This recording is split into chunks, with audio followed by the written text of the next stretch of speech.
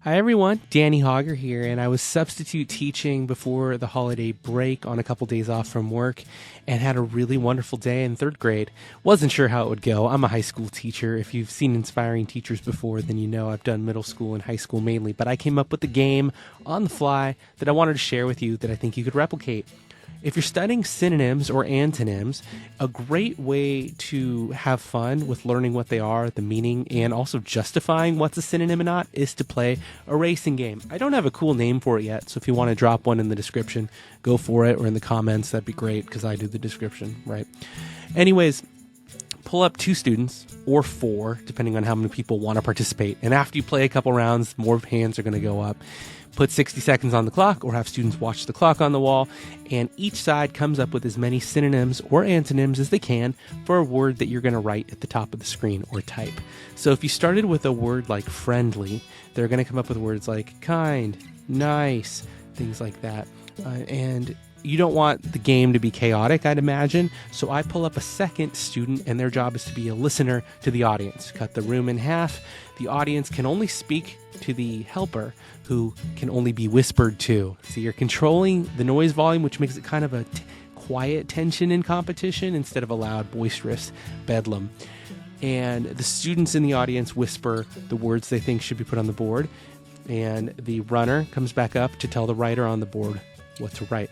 That kind of avoids some of the shout out names and synonyms that appear on both lists, which kind of defeats the purpose, right? 60 seconds goes. They count down the last 10 all together, and then you analyze the list. If it's even, you can go again for 30 more seconds. Now you've got a list of words that may or may not apply, right? And you can cross out the words that are doubled on both sides if you want, or you can count them both depending on how high you want the score to go and how fun you want it to be, what you think is appropriate. Now here is where I think you get some cross-analysis skills that I love enhancing a lesson with multiple different skill builders. So now that you have the list, like kind or nice, well, maybe someone writes the word patient. And yeah, a good friend could be patient, but let's break it down. And you ask students in the classroom, do you think that patient is a synonym for friend?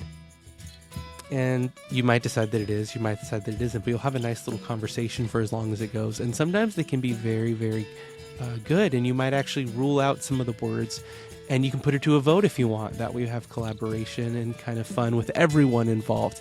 And it becomes kind of an interesting listening experience and analyzing people's thoughts and perspectives and seeing why people have different opinions and how that enriches everyone's understanding of a word. It's so rad. We had such a great time that it went from 10 minutes to they took it all the way to lunch. And then after lunch, we're like, can we play that again, please, Mr. Hauger? It was so fun. And I just thought it was such a successful activity. I had to turn and share it with you, even though mostly here on this YouTube channel, you'll find music and, video game content.